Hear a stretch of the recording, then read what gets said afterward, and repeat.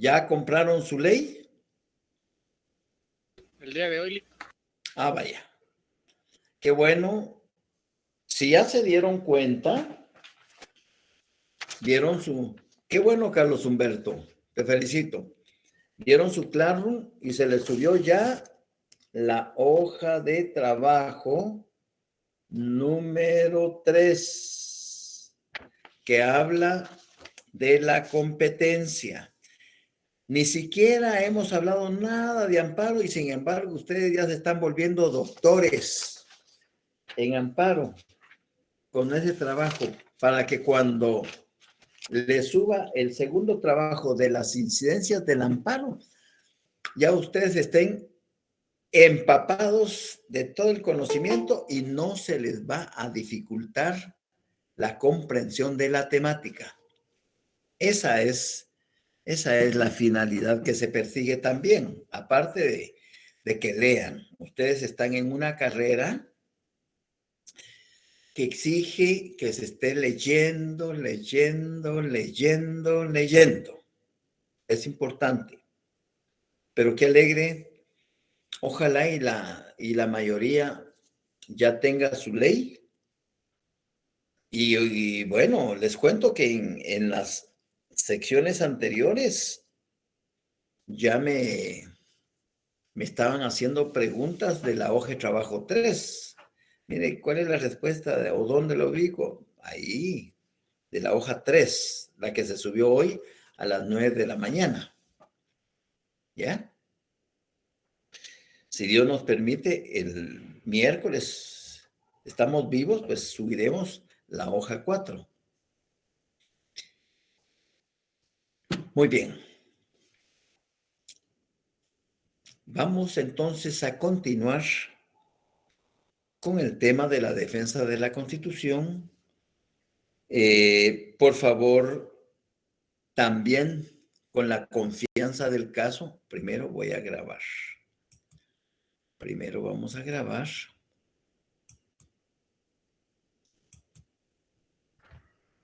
Ahí estamos. Muy bien. Muy bien, ahí estamos ya grabando. Entonces, seguimos con el tema de la defensa de la Constitución, pero ahora con el esquema que señala Fixamudio de que puede dividirse en protección de la Constitución y garantías constitucionales.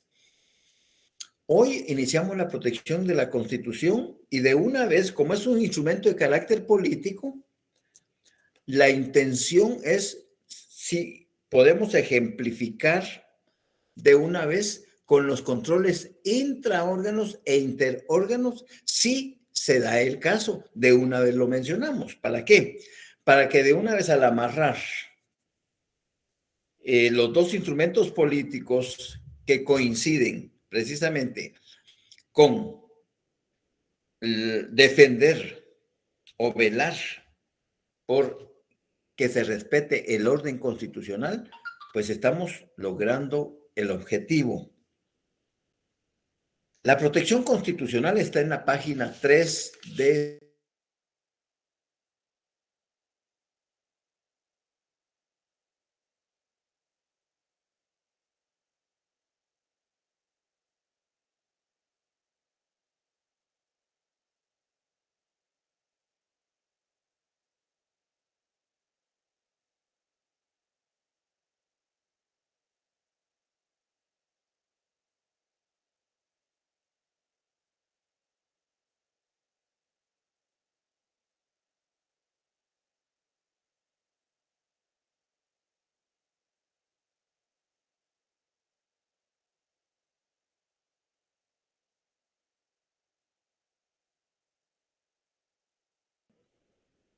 como tal y su forma de gobierno.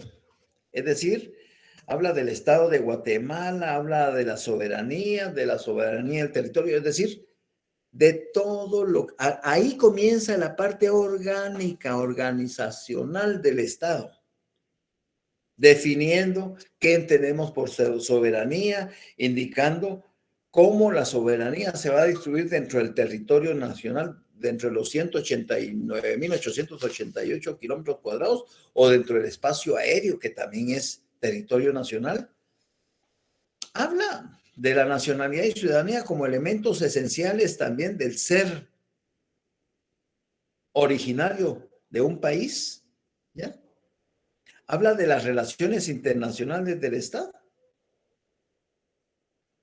y del poder público. Cómo se ejercita el poder público, en qué consiste el imperio de la ley, la función pública. O sea, eso son elementos que ustedes ya conocen. Eso me permite entrar de lleno a la separación de poderes, al organismo legislativo. Todo lo que tenga relación constitucionalmente con el organismo legislativo, ustedes lo van a localizar entre el artículo 157 y el artículo 181 de la Constitución. Apúntenlo, por favor. Todo lo que tenga relación con el organismo legislativo está comprendido en la Constitución del artículo 157 al 181. Y por supuesto, si ustedes quieren profundizar un poquito más sobre ese organismo del Estado, para eso tenemos la ley orgánica del organismo legislativo. En ella se desarrollan con amplitud los artículos relacionados del 157 al 181 de la Constitución. Dicho eso, ustedes deben de saber que la potestad legislativa le corresponde al Congreso de la República con exclusividad. La potestad legislativa le corresponde al Congreso de la República con exclusividad. Pero ustedes me pueden decir, pero Lic, si el Ejecutivo también legisla y el Judicial también, tienen razón. Claro que tienen razón. Cuando el presidente de la República, en el ejercicio de sus funciones, emite un decreto gubernativo o emite un reglamento gubernativo o una disposición gubernativa, está legislando. Cuando el organismo judicial crea un auto acordado o un acuerdo, está legislando.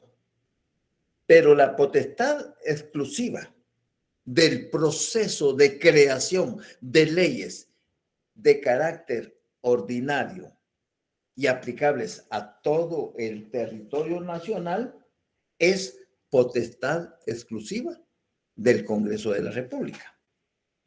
Y como ustedes saben, el Congreso de la República está integrado por diputados que son electos por un periodo de 4 años y que también pueden ser reelectos.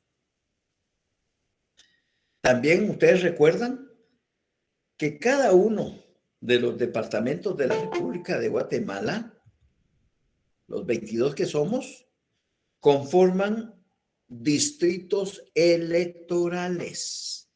Y por lo menos, dice la Constitución, que debe de existir por lo menos como mínimo un diputado por cada distrito electoral. Situación, por supuesto, que no se da atendiendo a la población, ¿verdad? Atendiendo a la población no se da. Pero, con excepción del departamento de Guatemala, que solo el municipio de Guatemala, por ser tan grande, constituye el Distrito Central.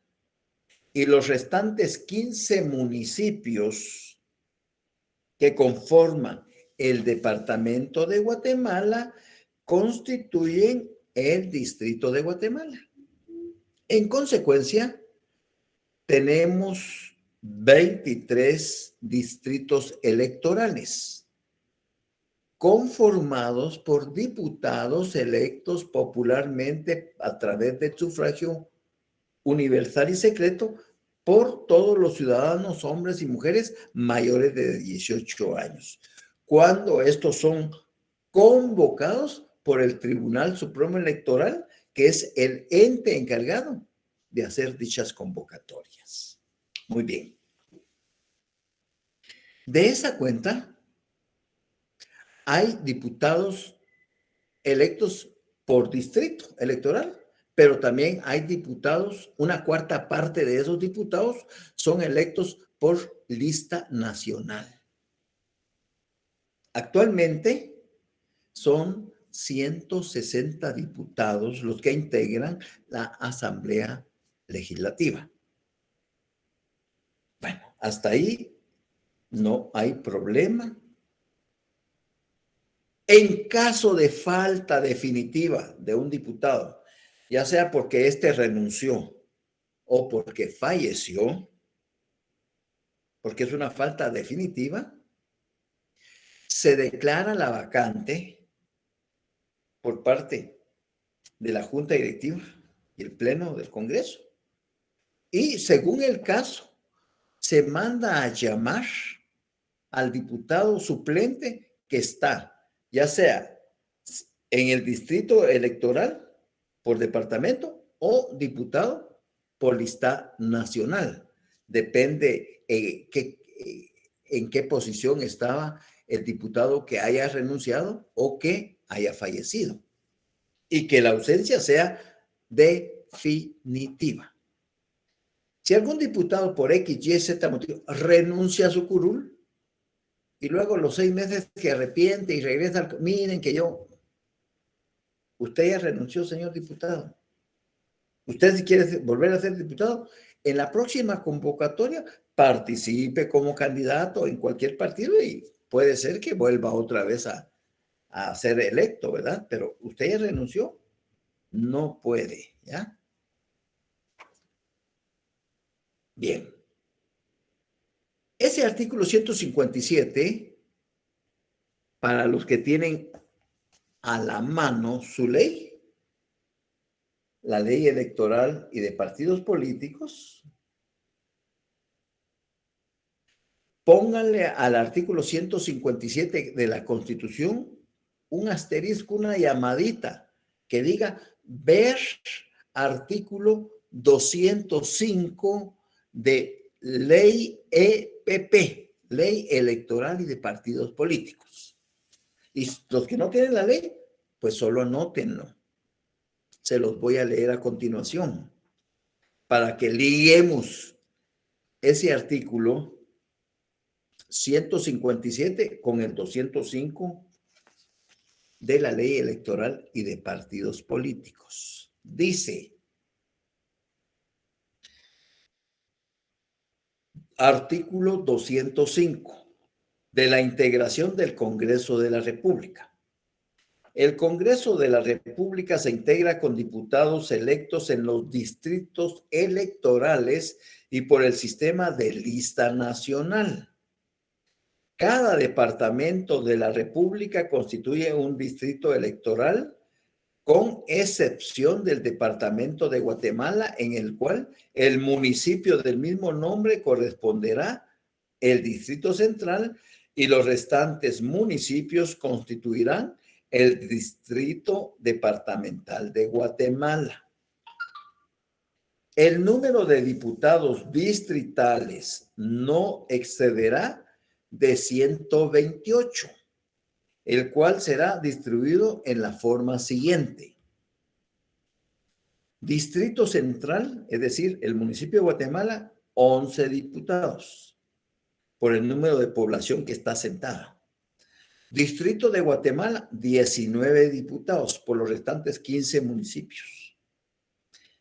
Zacatepeques, 3 diputados, El Progreso, 2 diputados, Chimaltenango, 5 diputados, Escuintla, 6 diputados, Santa Rosa 3 diputados, Sololá 3 diputados, Totonicapán 4 diputados, Quetzaltenango 7 diputados, Suchitepeque 5 diputados, Retauleu 3 diputados, San Marcos 9 diputados, Huehuetenango 10 diputados, Quiché 8 diputados, Baja Verapaz 2 diputados, Alta Verapaz 9 diputados, Petén 4 diputados, Izabal 3 diputados, Zacapa 2 diputados, Chiquimula 3 diputados, Jalapa 3 diputados, Jutiapa 4 diputados.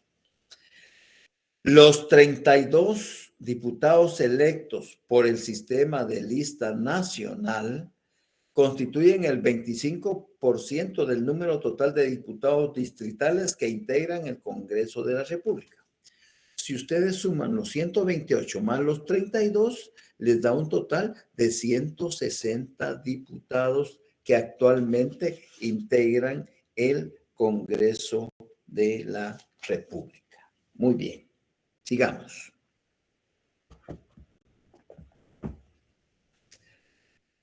Artículo 158 de la Constitución. El periodo anual de sesiones del Congreso se inicia el 14 de enero sin necesidad de convocatoria. Automáticamente, cada 14 de enero, los actuales diputados deben de presentarse al Congreso de la República para iniciar sus actividades legislativas. El primer periodo de sesiones ordinarias del Congreso comprende del 14 de enero al 15 de mayo. Y el segundo periodo de sesiones ordinarias del 1 de agosto al 30 de noviembre de cada año. Significa que hoy es 25 de julio y en consecuencia el Congreso no está integrado con diputados, sino quien está en estos momentos en el Congreso de la República trabajando es la Comisión Permanente, la que es electa antes, una semana antes o un mes antes de que el Congreso salga de vacaciones el 15 de mayo. Y quien preside esa Comisión Permanente del Congreso va a ser la actual presidenta de la Junta Directiva. Ella es presidenta de la Junta Directiva del Tribunal y presidenta de la Comisión Permanente. ¿Y cómo se integra esa Comisión Permanente? Con 7 personas en total, incluyendo la presidenta. Para eso, en su artículo 22, pónganle en el 158 un asterisco a su constitución, aquí, un asterisco que diga ver harto 22, ley orgánica. Y ahí habla lo relacionado a su ley orgánica. Dice el artículo 22, Comisión Permanente, integración de la Comisión Permanente. Antes de clausurar sus sesiones, el Pleno del Congreso procederá a integrar la Comisión Permanente del mismo, compuesta por el presidente, 3 secretarios designados por sorteo que practicará el presidente en presencia de los secretarios que integran la Junta Directiva, salvo que los secretarios entre sí dispusieren hacer la designación de común acuerdo, y 3 diputados electos por el Pleno. Si por cualquier razón el Pleno no efectuare la elección, la Comisión Permanente se integrará con los 3 vicepresidentes que conforman la Junta Directiva. Si la Comisión Permanente tuviere que instruir diligencias de antejuicios, los procedimientos se ajustarán a lo que indica esta ley, salvo en cuanto a la integración de la comisión pesquisidora, que será de 3 miembros únicamente, designados por sorteo, en el que participarán los 7 miembros de la comisión permanente. Al tener la comisión, eso no me interesa, solo lo que me interesa dejarles en claro esta noche es que hoy, 25 de julio, el Congreso no está instalado. Está funcionando la comisión permanente, que es electa antes de que se fueran de vacaciones por todos los diputados. La preside el mismo presidente de la Junta Directiva. La integran dentro de todos los secretarios por sorteo, 3 secretarios, y del Pleno de Diputados, 3 diputados. En total, 7 integrantes. ¿Y qué funciones tienen? Vean el artículo 23, funciones de la comisión permanente. Lick, perdone que lo interrumpa. Del artículo 22, ¿de qué ley dijo, perdón? De la ley orgánica del organismo legislativo. Okay, listo, y lo mismo el 23. Y lo mismo el artículo 23. Estoy leyendo la ley orgánica del organismo legislativo. Funciones Gracias. de la comisión para servirte. Funciones de la comisión permanente. Durante el receso del Pleno, la comisión permanente asumirá todas las funciones de la Junta Directiva. Además, ejercerá las funciones que le asigna la Constitución Política y cualquier otra ley. También le corresponde vigilar la conservación de los archivos, edificios y demás enseres o pertenencias del Congreso. En las horas y días laborales, habrá siempre un secretario de turno para atender al público, recibir memoriales y citar a sesión a la comisión cuando así fuere el caso. La comisión permanente levantará acta en la que conste cuando delibere y resuelva. Bueno. Sigamos.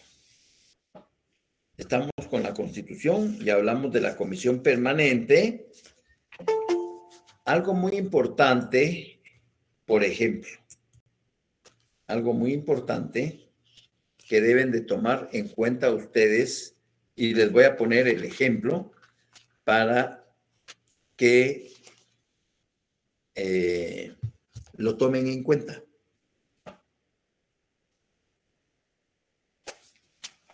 Los diputados se fueron de vacaciones o están en receso. Muchos que son diputados responsables con sus comunidades, lo que aprovechan en todos estos restantes 15 días de mayo, todo el mes de junio y todo el mes de julio, muchos aprovechan a ir a las comunidades y a los departamentos en que fueron electos para conocer las necesidades de su gente y si el gobierno realmente ha llegado con la ayuda que se le ha sido requerida para tratar de paliar las necesidades de esas poblaciones. Otros diputados pues se van al extranjero a pasear y a darse la grande, pero eso es cuestión de ellos. La cuestión es lo siguiente. El 22 de junio,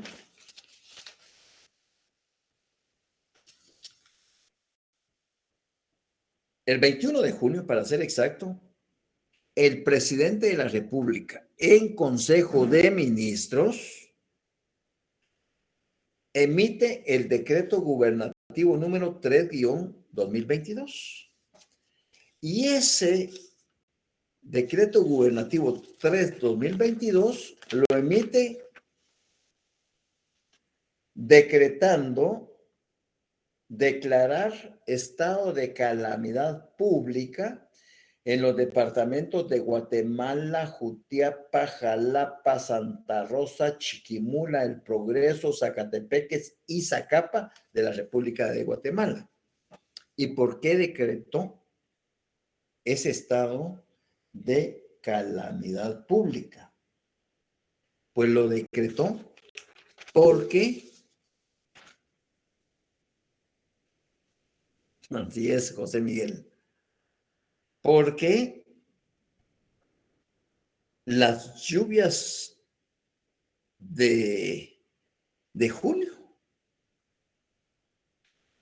hicieron grandes destrozos en esos departamentos, principalmente en aldeas, caseríos, en donde las familias más pobres siempre son las que sufren las consecuencias, no solo de la desatención de las autoridades, sino hasta de la naturaleza que se ensaña, porque como van buscando lugares para vivir de alto riesgo, pues estas enormes inundaciones, los que tuvieron la oportunidad ayer de ver un canal de televisión de expedientes, de verdad da tristeza. Como guatemalteco uno se siente impotente de que esas calamidades que le pasan a todas esas poblaciones que están en un estado de miseria calamitoso.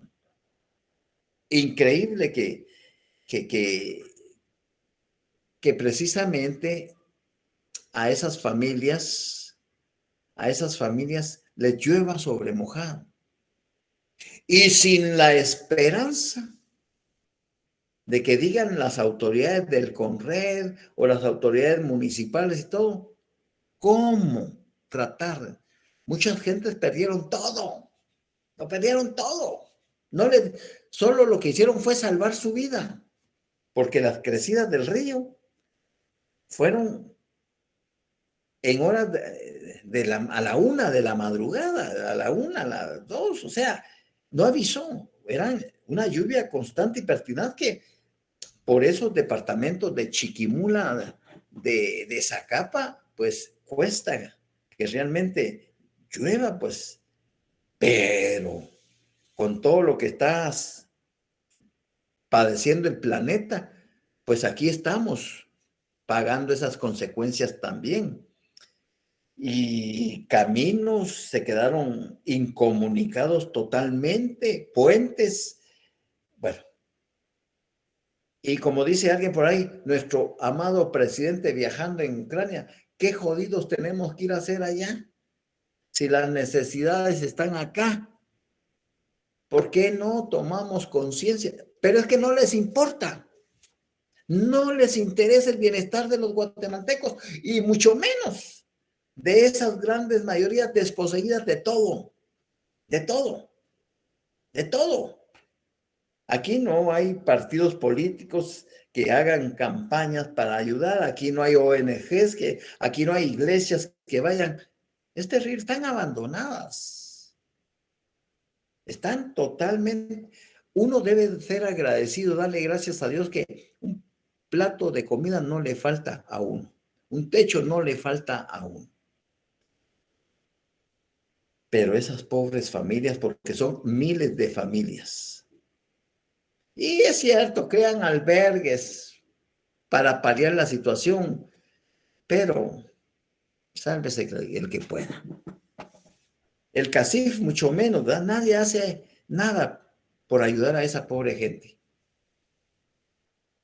Entonces, si se supone que las autoridades, llámese diputados o gobernantes o magistrados, están para poner su granito de arena, esta pobre gente de verdad se encuentra en una situación de depauperación, pero una extrema pobreza, una desnutrición. Se nota cuando la persona es desnutrida porque el estómago les crece inmenso. Es terrible, pero bueno. Entonces, sale a colación ese ejemplo porque en junio el Congreso no está integrado. Y el presidente decreta un estado de calamidad, el cual es publicado el 22 de junio. ¿Ya? Y para que este estado de calamidad, publicado en diario oficial, tenga plena vigencia y validez, tiene que ser ratificado. Entonces la comisión permanente, al enterarse de la publicación el día 22 de junio del 2000, convoca inmediatamente a los diputados al Congreso a una sesión extraordinaria para conocer ese decreto y ratificarlo. Y es así como 2 días después, el 24 de junio, en el Diario de Centroamérica, que es el diario oficial, el Congreso de la República por medio del decreto número 35/2022, dice en su artículo primero, decreta, artículo 1, ratifica el decreto gubernativo número 3/2022 de fecha 21 de junio del 2022, emitido por el presidente de la República en Consejo de Ministros, por medio del cual declara estado de calamidad pública en los departamentos de Guatemala, Jutiapa, Jalapa, Santa Rosa, Chiquimula, El Progreso, Zacatepeques y Zacapa de la República de Guatemala por un plazo de 30 días. Si el Congreso no ratifica esto, no hace este decreto, ese decreto gubernativo no tiene vigencia ni tiene validez. ¿Y eso por qué? Porque la misma Constitución lo plasma en el artículo 139. Regresemos al artículo 139. Ustedes saben que existe la ley de orden público, pero en el artículo 139, sí, Maite, dime.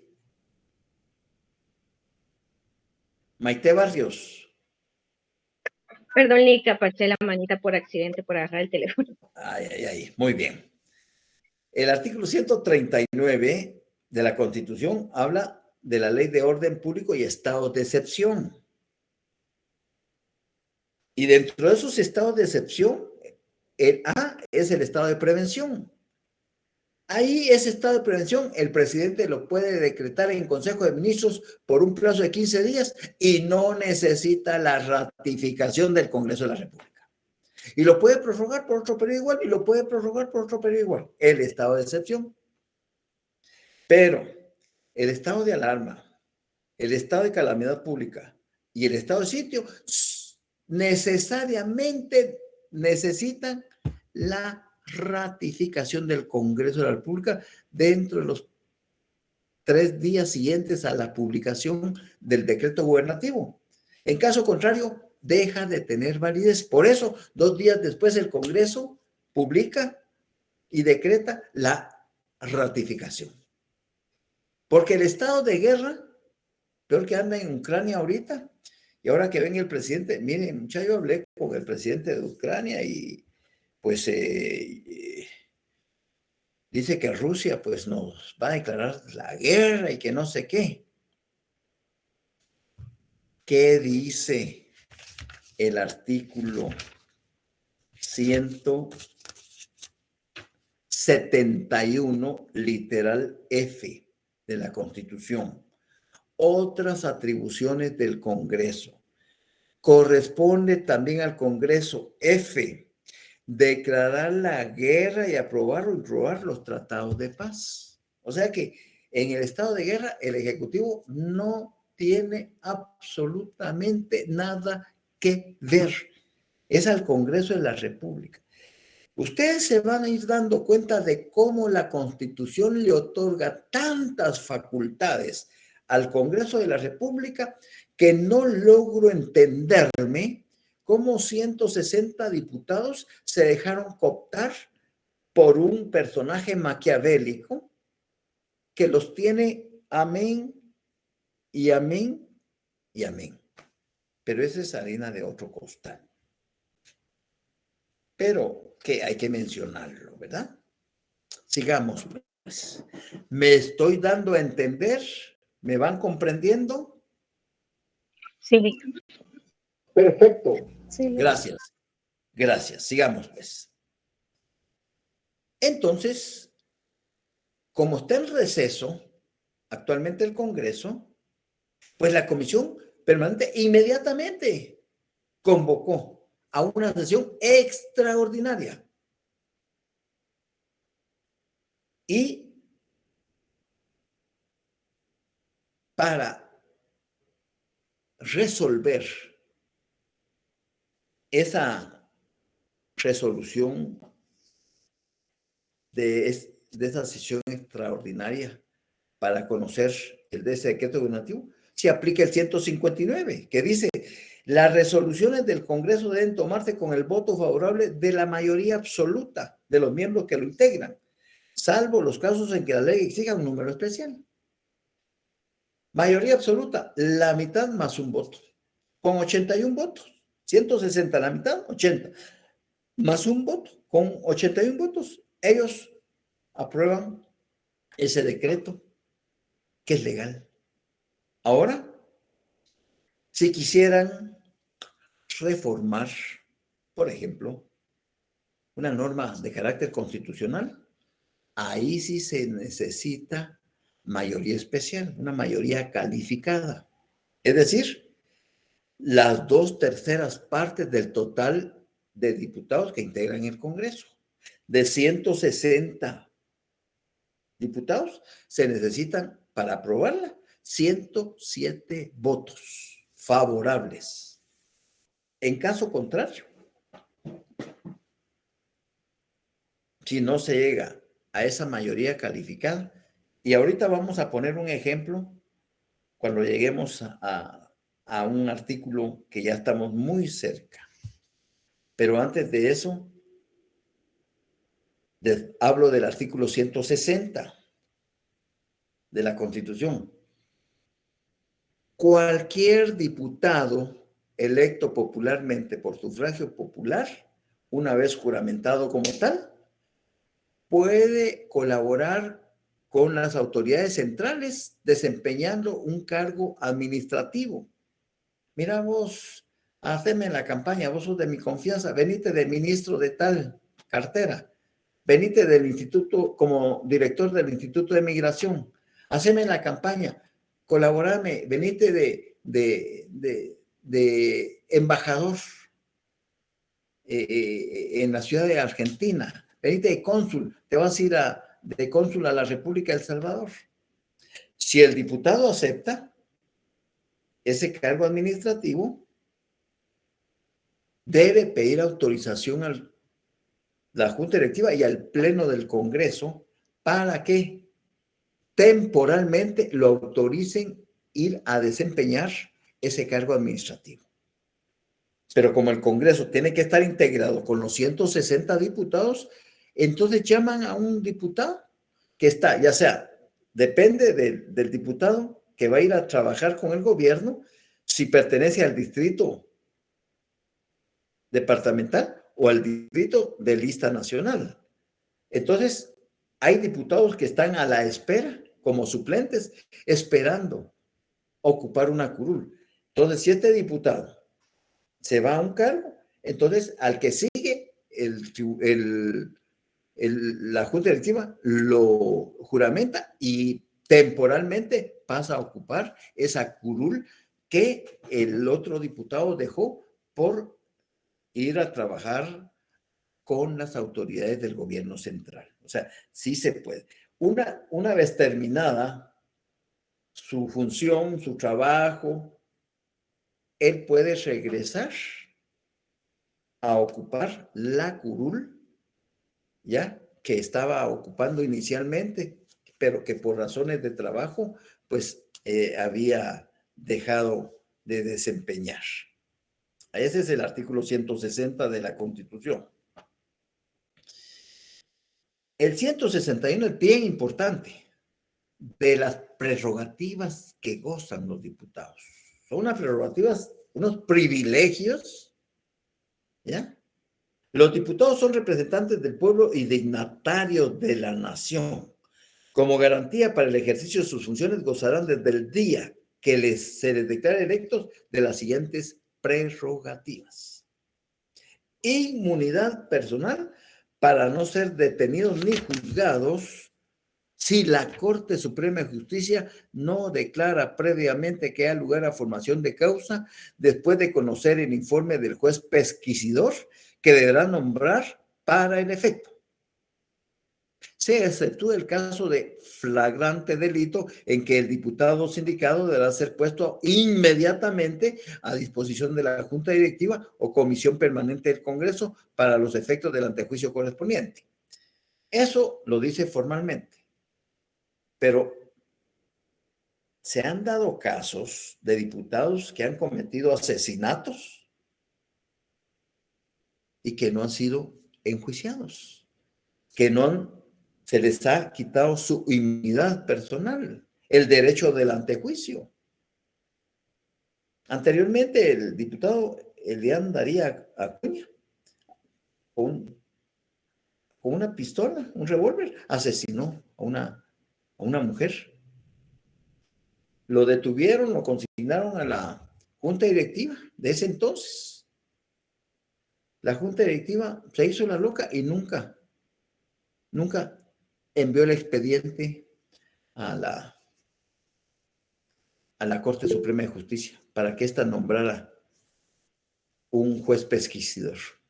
Otros que se han robado millones o han hecho negocios ilícitos con millones de los bienes del patrimonio de la nación, del presupuesto y todo, y se han hecho los locos. Entonces, abusan de ese privilegio, ¿ya?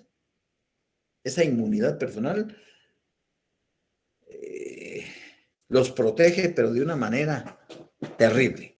Y la otra, el otro privilegio es la irresponsabilidad por sus opiniones. Ellos pueden criticar que el ministro es una basura, que no está haciendo nada, que él es irresponsable de sus opiniones, ¿ya? Él puede invitar a un director, a un viceministro, a su despacho y él es irresponsable. O sea, el ministro, el viceministro, el director no lo pueden señalar después de eso. Alguien me decía, pero mire, es que el diputado Aldo Ávila, sí nombraron un juez pesquisidor porque él maltrató a un agente de la autoridad y esto y lo otro. Probablemente, como ya es una piedra en el zapato este personaje, entonces andan tras sus huesos. Pero como ya viene la convocatoria para elecciones, ningún diputado se va a prestar a ponerle el dedo, porque el día que a este Aldo Dávila lo echen al fuego, ese día se están quemando los potenciales diputados que le van a poner el dedo. Entonces, tontos no son. Mejor se quedan calladitos, dejan pasar el tiempo, se desvanece la noticia. Todo es un compuesto político que abarca principalmente al sector justicia y a las instituciones descentralizadas y autónomas como la Universidad de San Carlos, como el Instituto Guatemalteco de Seguridad Social, ¿ya? Lamentablemente. Cuando llega porque la política como ciencia es un arte, la política es hermosa, pero los políticos llegan a contaminar. Contaminan todo y cada vez la corrupción va carcomiendo al extremo de que estamos como actualmente estamos. En el limbo. Ahora la USAC. Me da vergüenza decirlo, pero de verdad estamos en el ojo del huracán nosotros también. Pero ¿qué pasa? ¿Qué pasa? Ustedes saben, y no estoy defendiendo a las autoridades, no estoy defendiendo al consejo, no. Pero desde que yo era estudiante como ustedes, vengo oyendo la famosa frase de la reforma universitaria. El 2 de agosto, inicio 42 años de docencia y todavía se sigue hablando de la reforma universitaria y no se hace nada. ¿Por qué? Porque no hay voluntad política. Estoy hablando de la universidad. No hay voluntad política del consejo. No hay voluntad política porque la universidad comprende estamentos, profesores, estudiantes, personal administrativo. Esos tienen que unificar, pero como el divisionismo que hay y los intereses particulares son tan mezquinos y la ausencia de liderazgo ha hecho mella en nuestra universidad, no de ahorita. La descomposición de nuestra alma mater viene de hace 50 años. ¿Por qué? Porque desde que recuérdese que la Constitución entra en vigencia, igual que la ley de extinción personal, igual que la ley electoral de partidos políticos, son leyes de carácter constitucional porque fueron creadas por un órgano colegiado que se llama Asamblea Nacional Constituyente. Y las 3 leyes entran en vigencia el 14 de enero de 1986. Bueno, 1986. 96, 106, 116, 7, 18, 19, 20, 21, 22. 36 años. Y se habla de las reformas constitucionales. No. Y los estatutos que son todavía de esa antigüedad. Y los reglamentos que son, o sea, ya no hay una adecuación de la realidad nacional, porque cuando la universidad en 1950, que con buena visión el rector Carlos Martínez Durán compró esa finca, que al final fue una donación que le hicieron, compra porque fue simbólica la compra, pero qué visión para hacer el campus central, 1950, imagínense.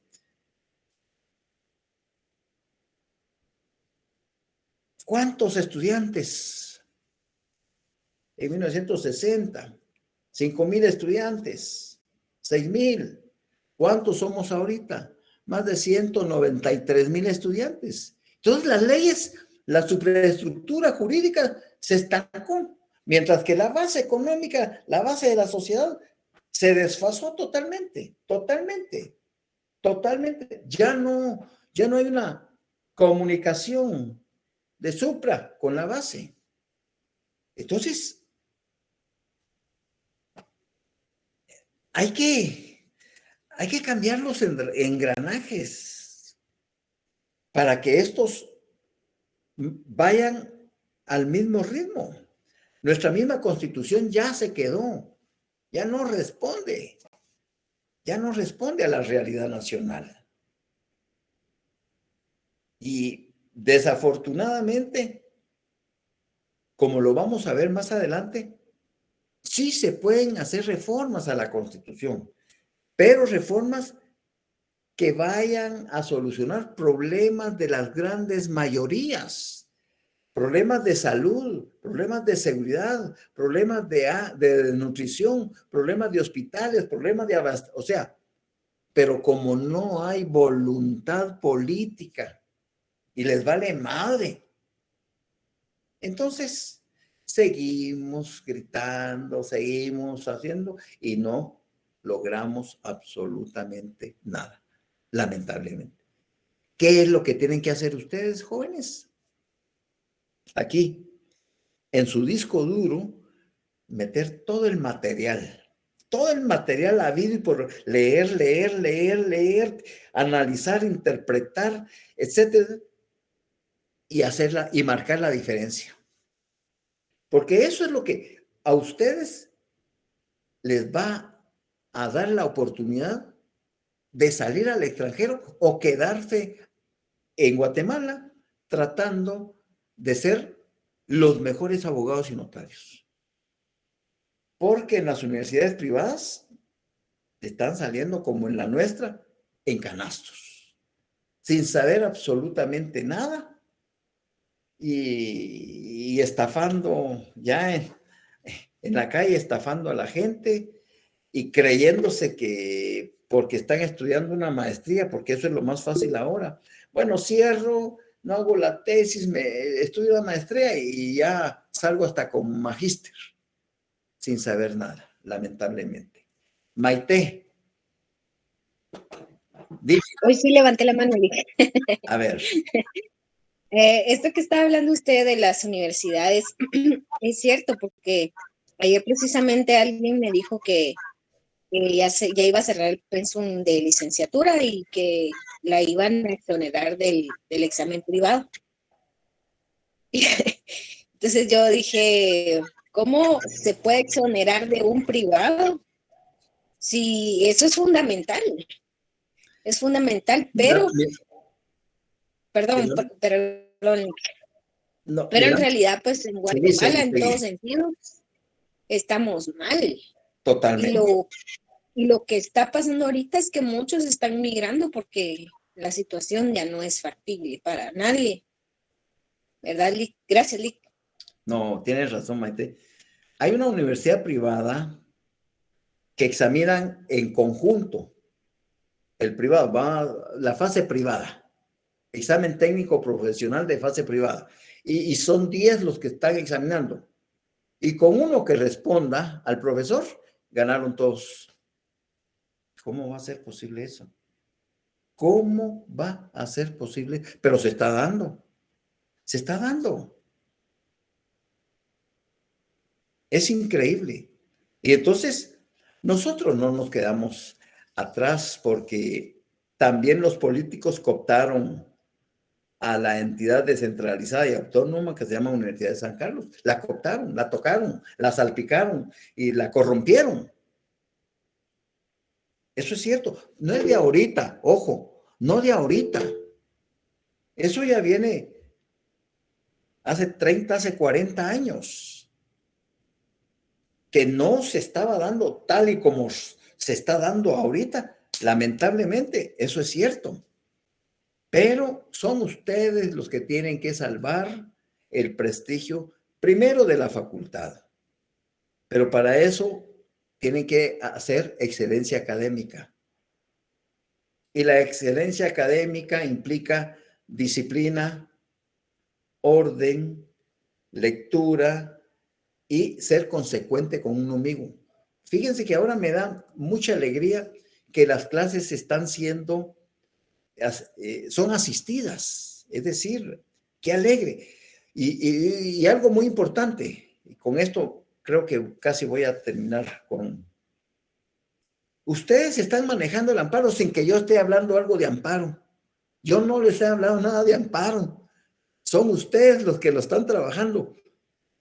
Si se dan cuenta, ya les subí la tercera hoja y el miércoles 1 de Dios les subo la 4ª hoja y los llevo de a poquito, pero ustedes mismos por sus propias pistolas están trabajando cuestiones de amparo que yo no he explicado en clase, porque todavía no les he subido la segunda lectura de las incidencias procesales del amparo con sus respectivas preguntas. Pero cuando llegue la oportunidad esa y yo comience, ustedes así, felices de la vida, porque como que van en patines. ¿Ya? Entonces, ¿qué estamos haciendo acá? Repasar un poco lo que es la defensa de la Constitución, haciendo un análisis crítico de cómo deberían de actuar las autoridades en comparación a la forma como lo hacen. Betsy, Carolina, por favor. Betsy, Carolina. Patzán. Byron Diegues. Muy buenas noches, licenciado. Con respecto a lo que usted hablaba, lastimosamente no se han hecho de ninguna manera los legisladores de algún tipo de reformas, y usted viene a ver bien claro ahorita en este momento, ¿verdad?, con respecto a cómo podemos nosotros como estudiantes de Derecho poder ir viendo de qué manera mejoramos. Obviamente nuestra educación está cautada en este momento, ¿verdad?, que no hemos visto ninguna reforma que pueda venir y fortalecer la parte educativa desde la base primaria, Correcto. y digamos desde la parte universitaria. Correcto. Es un tema bastante preocupante, porque obviamente nosotros como conocedores de derecho debemos ir empapándonos de muchas situaciones, pero muchas veces tenemos profesionales, lastimosamente, como usted indica también de otras universidades, que la cosa se la está poniendo más fácil por la manera económica. Claro. La verdad, hay que decirlo, si estudiar en San Carlos, Es así. Es así. Y llegar a, pues obviamente, a un nuevo posgrado con el sudor de la frente, creo yo, porque así no debe costar y así no debe de fortalecer. Pero mire, licenciado, me parece muy interesante su plática, me parece muy interesante su cátedra. La verdad, lo que queremos nosotros pues es fortalecer el conocimiento jurídico, que para eso creo que estamos en este 4º semestre, en el cual ya debemos empezar a entender mucho del fin de la ley y qué es lo que la ley nos quiera entender para el momento de ver una aplicación jurídica, ¿verdad? Y de esta manera dar una buena asesoría a nuestros futuros clientes, ¿verdad? Así es, Byron. Excelente. Pues vean, nuestra facultad no escapa al fin lucrativo de la educación universitaria. Prueba de ello son las maestrías y doctorados. Una maestría en nuestra facultad fácilmente llega a los 150,000 quetzales, una maestría. No digamos un doctorado que ya llega al medio melón. Así de sencillo. Es un negocio redondo. Y en donde, ¿qué hacen? De vez en cuando traer un doctor de la Argentina o de España y todo para taparle el ojo al macho. Pero de ahí, quienes se enriquecen son los que, como tienen los posgrados, tienen la libertad de contratación y la facultad ya perdió autoridad sobre los grados de posgrado. Eso fue un error, pero todo es político. Disculpen, todo es político. Y también nosotros estamos, decir, como facultad y como universidad, estamos salpicados, desgraciadamente, de esa fuerza negativa. ¿Ya? Muy bien. Por último, vamos a quedarnos acá. Ya son las 8. Hoy sí le he dado duro. Voy a dar 5 o 10 minutos para preguntas, si es que hay algunas dudas respecto a las hojas de trabajo o inclusive a la comprobación de lectura. Feliz noche, Alejandra. Byron, ¿alguna duda? ¿Alguien más? ¿No? Licenciado, en la pregunta 29 y 30 del laboratorio número 1, ¿me las podría brindar? No hay laboratorio 1. No hay laboratorio 1. ¿De la hoja de trabajo será? Hoja de trabajo. Dice, quiero la respuesta de parte de ustedes, la 29. ¿Cómo garantía contra la arbitrariedad que procede? ¿Respuesta? El amparo, El amparo. Muy bien, felicitaciones. 30. Como garantía contra la libertad individual que procede. Exhibición personal. La exhibición personal. Muy bien. Veo que están estudiando. ¿Alguien más? Licenciado, buenas noches. Buenas noches, María Isabel. Disculpe con la pregunta número 14 de la hoja número 2. Dice, la procedencia del amparo se extiende a toda situación que sea susceptible de un riesgo a los derechos que la Constitución y la ley reconocen. ¿A qué nos estamos refiriendo? Respuesta, por favor.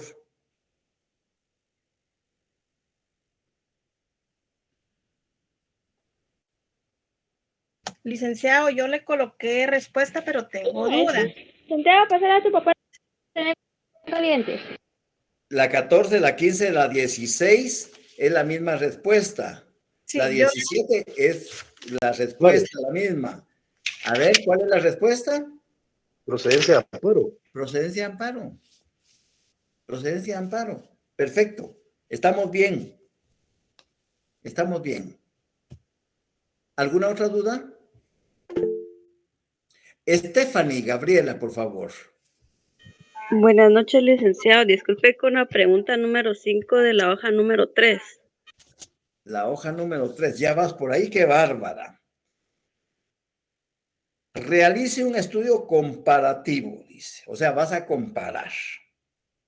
La competencia de la Corte Suprema de Justicia que regula el artículo 12 de la ley fue modificada por el artículo 2 del auto acordado 1/2013. En consecuencia, sírvase escribir qué agregados y qué instituciones no fueron incluidas en la ley original y qué sí regula actualmente el citado artículo 2 del auto acordado. Entonces, quiero respuestas. Tenés que ponerte a comparar el artículo 12 de tu ley, ¿ya? Y entonces en el artículo 12 de tu ley hay competencia de la Corte Suprema de Justicia que llega de la literal A a la H. Ahí mismo te vas al autoacordado 1/2013, que está en la página 112, y lo único que tienes que hacer es, uno, te lo digo así, en el artículo 12 habla solo del Tribunal Supremo Electoral, pero aquí se le agregó en el autoacordado y sus magistrados. Eso es lo nuevo. Se dieron cuenta que no es solo el tribunal, porque el tribunal es un órgano colegiado, pero individualmente está integrado por magistrados. En la literal D del artículo 12 dice, el Procurador General de la Nación en el artículo 12. Aquí habla del Fiscal General de la República y jefe del Ministerio Público, que no lo tiene regulado el artículo 12. Luego, el literal E del artículo 2 no tiene regulado el Consejo del Ministerio Público. Si te das cuenta, no, en el artículo 12 no está regulado el Consejo del Ministerio Público. Tampoco está regulado el Consejo de la Carrera Judicial. En el artículo 2 sí, pero en el artículo 12 no está regulado el Consejo de la Carrera Judicial. Si te das cuenta, fueron 4 agregados los que tuvo el artículo 2 en relación a lo que regula el artículo 12. ¿Te queda claro? Sí, muchas gracias. Para servirte. Madeline, ¿qué es preclusión? Muy bien. Alguien que me dé la respuesta de qué es preclusión. ¿Qué pregunta es? ¿Qué pregunta es, por favor?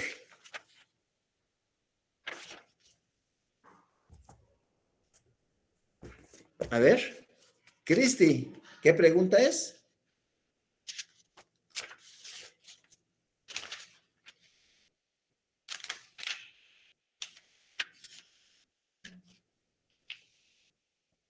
Es la 27, disculpe, licenciado. ¿Perdón? De la hoja número 2, la 27. La 2, número 25. Muchas gracias por el apoyo. 27, licenciado. Toda persona tiene derecho a pedir amparo, entre otros casos. No. De la Es 2. la 27. La 27. A la 27. ¿En qué consiste el presupuesto procesal de definitividad procesal? Ese. Es de la hoja 1. Disculpe, licenciado, es de la hoja 1, perdón, es la 27 de la hoja 1. De la hoja 1. Dice la 27. En las garantías constitucionales, cuando hablamos de las garantías constitucionales, estás hablando de la exhibición personal, del amparo y de la inconstitucionalidad de leyes. Entonces, en las garantías constitucionales, la preclusión opera de forma automática, sin que deba ser requerida por alguna de las partes, la cual imposibilita realizar con posterioridad los actos que debieron efectuarse durante la vigencia del respectivo periodo según el plazo previsto. ¿Qué entiende por preclusión? Pre, después de, es decir, en términos latinos. Tú tienes la oportunidad, es decir, agotaste la definitividad procesal en un proceso X. Y lo único que tienes que accionar es el proceso de amparo. Pero para accionar el proceso de amparo, tienes 30 días después de efectuada la última, ¿ya? La última notificación a los sujetos procesales. A partir de efectuada la última, corren 30 días. Pasado de esos 30 días, pasan 40 o pasan 50, intentas interponer la acción de amparo, te la declaran sin lugar, porque prescribió el derecho a que utilizaras el plazo asignado La pérdida o extinción de una facultad o potestad procesal por no haberse ejercido en la oportunidad. Suponte, vayámonos a la Constitución. Te voy a poner otro ejemplo. Vayámonos al artículo 28 de la Constitución, el derecho de petición. Bueno, dice el derecho de petición: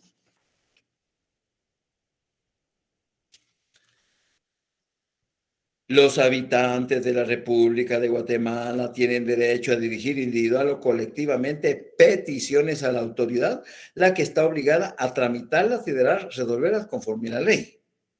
En materia administrativa, vamos a hablar en materia administrativa, el término, cuando se habla de término y no de plazo, son días hábiles. Términos no comprende sábados, ni domingos, ni feriados, ni asuetos, ni nada. Días hábiles. En materia administrativa, el término para resolver las peticiones y notificar las resoluciones no podrá exceder de 30 días. Tú haces una solicitud a cualquier institución del Estado. Pasan 25 días, siempre que vas a preguntar, mire, no tenga pena, le va a llegar la notificación, pasan 60 días, porque al final son días hábiles, no cuenta sábado y domingos, y ya pasaron más de 30 días hábiles. ¿Qué pasó ahí? Operó el silencio administrativo, negativo, porque debo de entender que la respuesta me es desfavorable a mi petición. ¿Cómo no? Pero yo quiero que me resuelvan, porque como guatemalteco tengo derecho de petición constitucional y quiero hacerlo valer. ¿Qué hago?